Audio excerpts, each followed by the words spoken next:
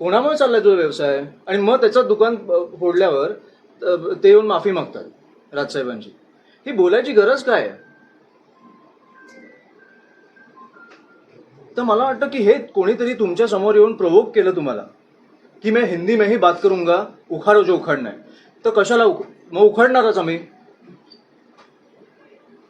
हा जो विषय घडला हा दुर्दैवी होता.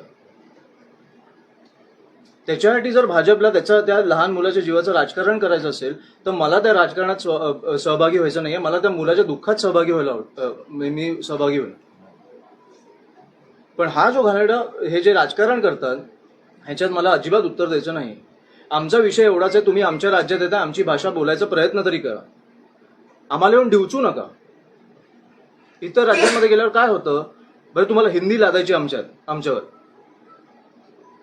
आणि म्हणे मी इंग्लिश शाळेत गेलो. देशाच्या बाहेर जा, लोक हिंदी नाही बोलत.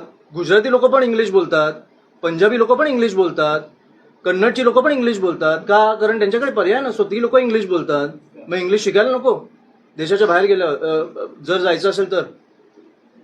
आमच्या राज्यात आम्ही मराठी बोलतो. प्रॉब्लेम काय आहे तुम्हाला? खूप सोपा विषय आहे ना.